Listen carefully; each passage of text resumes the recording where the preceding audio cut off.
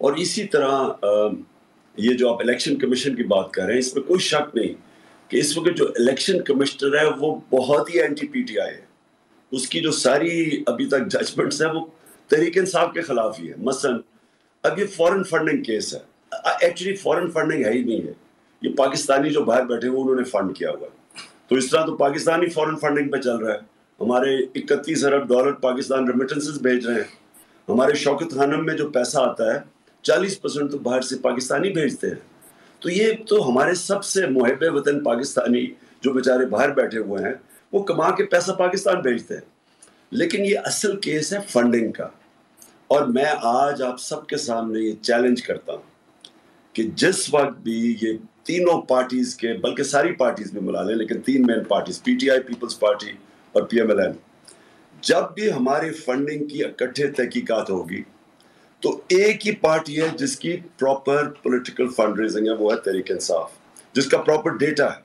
ان دونوں پارٹیز کے پاس آپ کو ملے گا ہی کچھ نہیں، کیونکہ ان کے پاس کوئی، ان کو اب ہم نے کال دی کہ ہمیں پیسے چاہیے، اب ہم تحریک چلا رہے ہیں تو اس کے لیے پیسے چاہیے، تو 2 دنوں کے اندر 20 کروڑ روپیہ اکٹھا ہو گیا. اب یہ ذرا کال دیں اور دیکھیں کہ ان کو کون پیسہ دیتا ہے. ان کی کرونی کیپٹلزم، یہ وہ لوگ جو جن کو نوازتے ہیں، جن کو کانٹریکٹس دیتے ہیں، جن کے ملک کے ساتھ پیسے بناتے ہیں، وہ ان سے پیسے لیتے ہیں.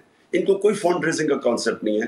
تو صرف اب یہ الیکشن کمیشن کو دیکھیں کہ ہم بار بار کہہ رہے ہیں ہاں ہمارا کیس رکھو سامنے، لیکن ان سب کا بھی ذرا موازنہ تو کرو، کیونکہ ابھی تک ان کے کیسز کر نہیں رہے اور ایک ہی پارٹی کو کٹہرے میں کھڑا کیا ہوا.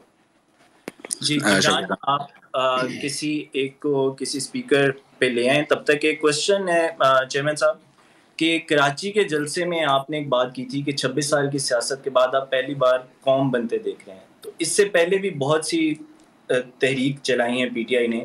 سو کیا وہ ڈفرینس ہے جو آپ دیکھ رہے ہیں اس دفعہ اور باقی اس سے پچھلے؟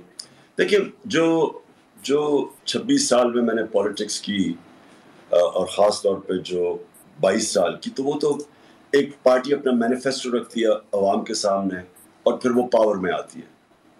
تو وہ تو بڑا سمپل قسم کا ایک آپ جس طرح کوئی پولیٹیکل پارٹی کرتی ہے. لیکن جو اب ہے یہ سب سے زیادہ مختلف ہے.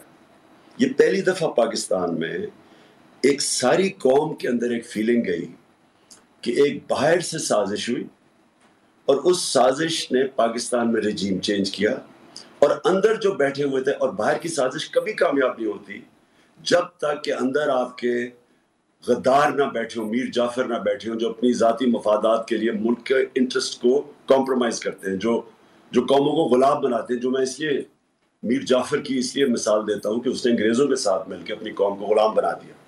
تو یہ سازش تب کامیاب ہوتی ہے جب اندر آپ کے غدار بیٹھے ہوں.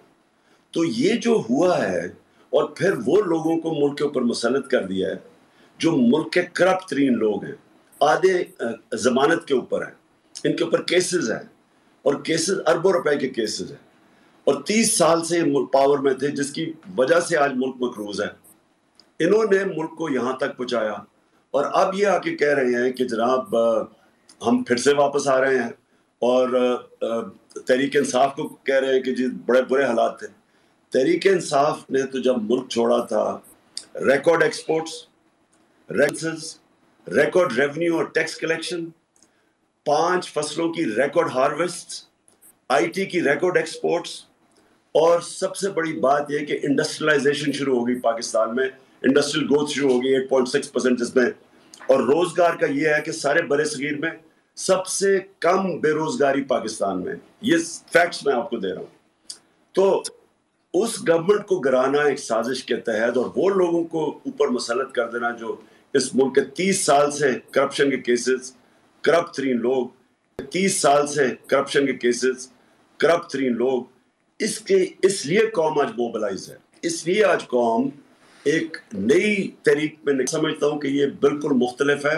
اور یہ جو پبلک آپ رسپانس دیکھ رہے ہیں، یہ بالکل میری 26 سال کی سیاست میں میری 26 سال کی سیاست میں میں نے کبھی اس طرح کی ایک نیشنل موومنٹ نہیں دیکھی. سبسکرائب کریں اور بیل دبائیں تاکہ کوئی خبر رہ نہ جائے.